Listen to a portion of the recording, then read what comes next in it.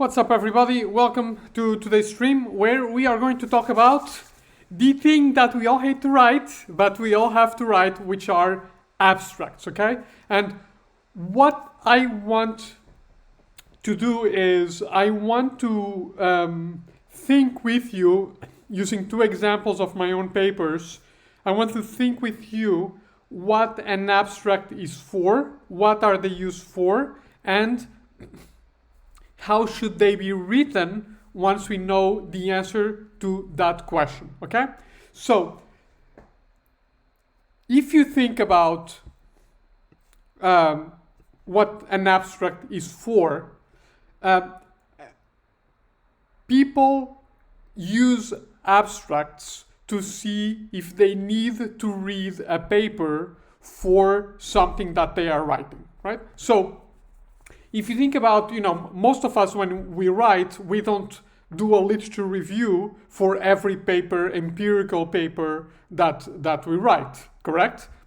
Sometimes we'll write a literature review, but for every empirical paper that we write, we'll just read a selection of papers that we need to write, think of a theoretical contribution, write the theory section for that theoretical contribution, and write the discussion section where we make that theoretical contribution, right? So if you're just browsing through a journal or something, something that we all do in our free time, you're basically like, may take a look at the abstract, but you'll take a look at the introduction, maybe at the conclusion, at least that's what I do. So you'll engage a little bit more with the paper, okay? The abstract are basically super important to get cited, okay? The abstract is super important to get cited. Because, what people do is they will go on Google Scholar and they'll search on, if you're doing a study on leading volunteers, on the leadership of volunteers, okay? So, and what you want is you want your paper to show up in that research, and that's typically around the title. But then what you want is you want people to, when they see, okay, this is an interesting title, let me click on it. When they click and they see the abstract, because, everything is paywalled, so we all just get abstracts. When they see the abstract, they'll see, okay, I want to read this paper a little more. To then write my theory section, think about my contribution, and so on and so forth, okay? So, for me, this means that an abstract needs to do two things. The first thing is to be broad, okay?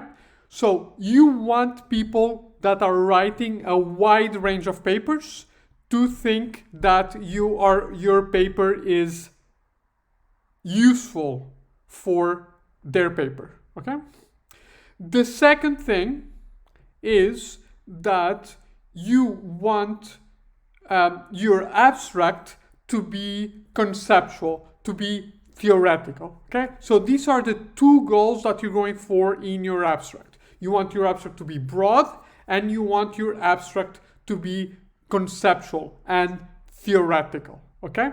So what does this mean, okay? Let's look at a couple of abstracts that I've written and see how does this shape how the abstract is written, okay? Then what I'm going to do for each of these papers is also to show you the introduction. And in the introduction, I'm doing something very different. I don't want people to think that it is worth to download my paper. I want people to read the paper, to buy my argument. And remember, for the introduction and the rest of the paper, except for the abstract, your first audience are the reviewers. They are the ones that need to find your paper interesting in the first time, okay? Your abstract is the only single part of your paper which you write for readers, okay? Tell me when was the last time you had to actually review the abstract for a paper? Never enough? Of course never enough, right? Because we're busy. It's the paper. Okay, so let's get down to this. So this is my paper on transfiguration work and the system of transfiguration. Second, MIS quarterly piece. And this has one of my favorite abstracts, okay?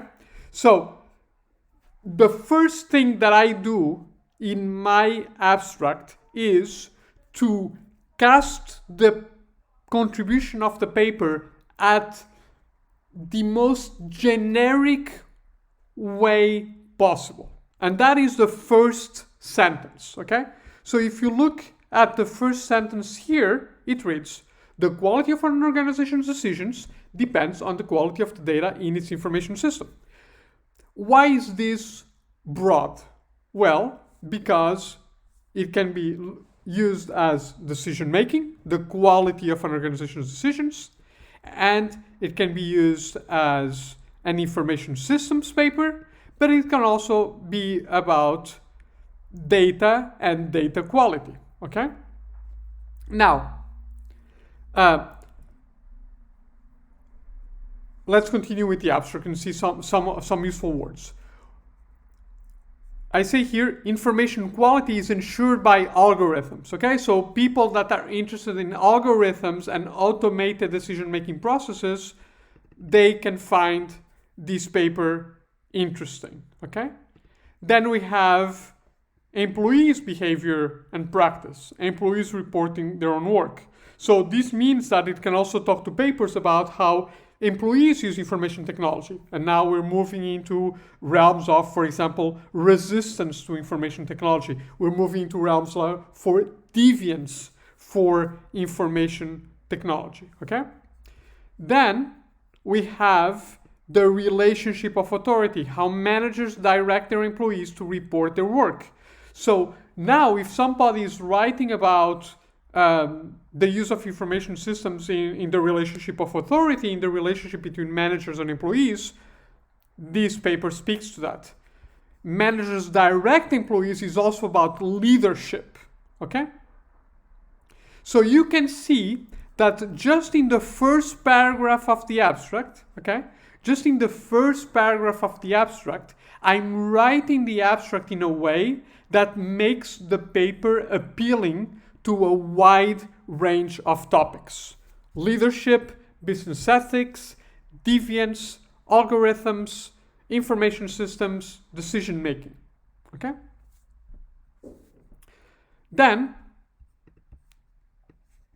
I have the theoretical contribution of the paper, which is a summary of the discussion section, and then I have the conclusion of the paper, which is the broad why does this matter answer, okay? But this is the key, right? So instead of summarizing the theory section, what I'm writing is a framing for the paper that is as broad as possible, that uses specific words, algorithms, employees, management employees, to make the paper appealing to as many, not readers, but writers.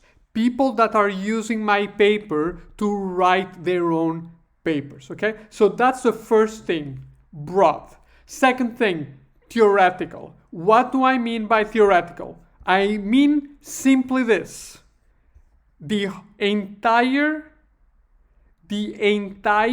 empirics of my paper in the abstract is not even a sentence.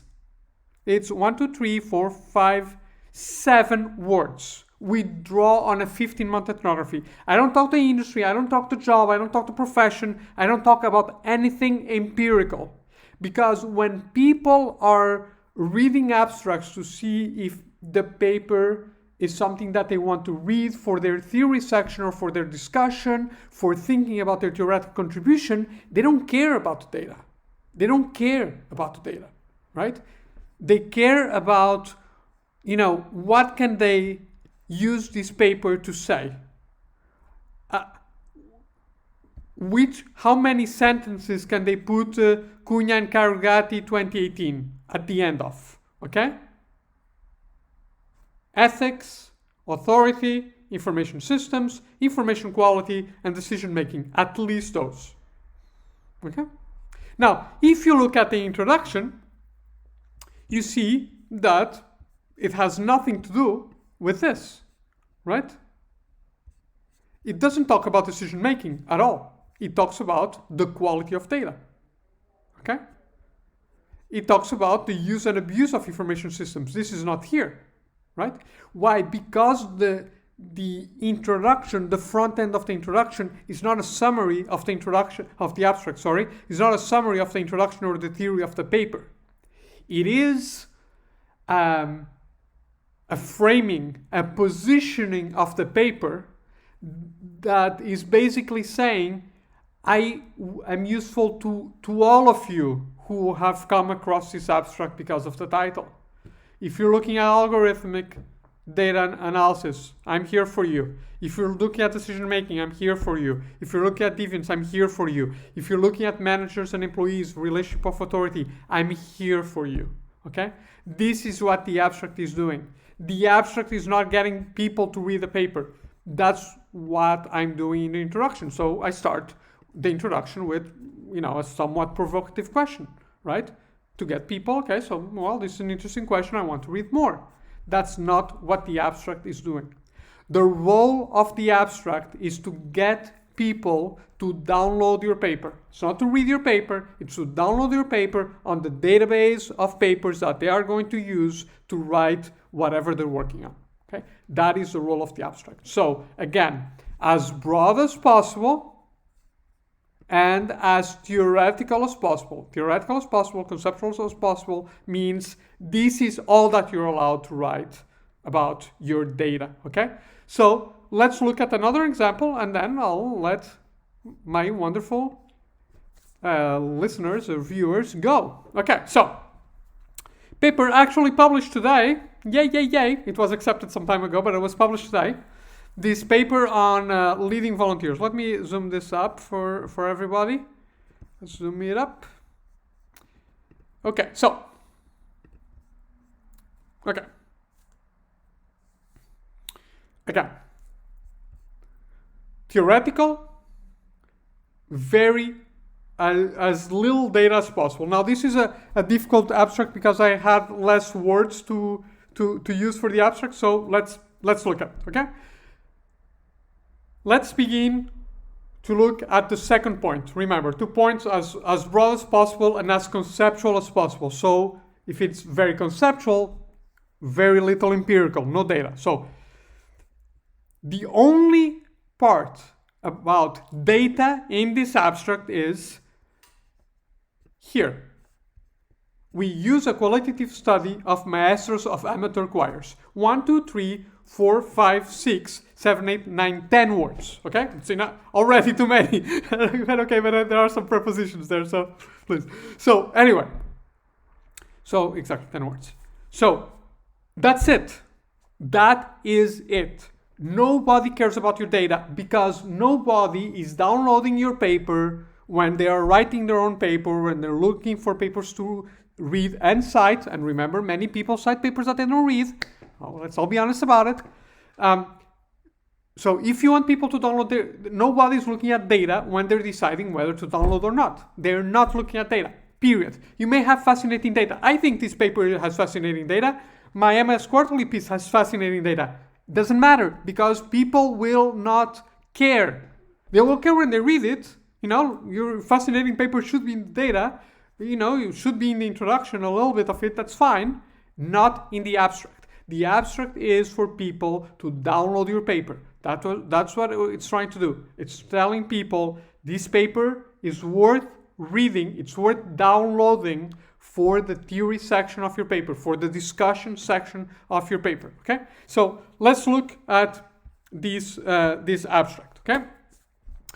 Leaders of volunteers face challenges that are unique to the bond between volunteers and their organization, okay? So we have leadership and we have volunteering. That's the title of the paper. That's in the title, okay. Now, one of the most difficult of these challenges is the trade-off between performance and retention. Okay, so I'm already using these 2 keywords so as to frame my paper. as something useful for people studying performance, people studying retention, but also these are general human resources topics. So if people are studying, doing a thesis or a paper on human resources topics in volunteers, then it is here, okay? It is important to use these concepts because this means that I am now talking to at least two audiences. The leadership audience, people that came across this paper because they're looking at leadership and leadership of volunteers, and at the human resources audience, people that came across this paper because of the keywords of performance and retention, and they don't care about leadership, but they do care about performance and retention, okay? And then I have a virtuous cycle of self-development. So this talks to studies that are looking at cyclic behavior in organizations, system processes, system dynamics, and self-development. Self-development is different from leadership, it's different from performance, and it's different from retention. So if you're working about self-development and self-development in volunteer context, this is also a useful paper for you, okay? So again, speak broadly, do not talk about your data. A broad contribution to a wide range of research topics by carefully choosing the words that you use in your abstract, and then making sure that most of your real estate, the overwhelming majority of your real estate, of your word count in your abstract, is for concepts. Because people are not looking for papers about choirs. They're not looking for papers about salespeople, okay? Those are the empirics of these two papers that I discussed with you. They're not looking for that. They are looking for papers about volunteering, about performance, about retention, about data quality, and so on and so forth, okay? So I hope this was helpful. Again, just to recap, what's an abstract for? The abstract is for people that are on Google Scholar and they do a search and find your paper title, they click on the paper and they see the abstract. You want people to download the paper. It's not to read the paper, it's to download the paper, and then they may read it or just cite it because, you know, maybe your abstract is enough for it to be cited, okay? And sometimes it is. So you want people to download the paper. This is a different role from the introduction where you want to make your paper compelling. For example, in this introduction about volunteers, I talk about how big the phenomenon of volunteering is, right? So broad, try to speak to as many theories as you can, obviously within the scope of the paper, and reduce your empirics. I know we're all in love with empirics, especially qualitative researchers. We love them, but 10 words is too much. You are not allowed a sentence. You are not allowed a sentence to speak about your empirics, okay? Hope this was helpful, and I'll catch everybody next week. Thanks, and best of luck with all of your papers. Bye-bye.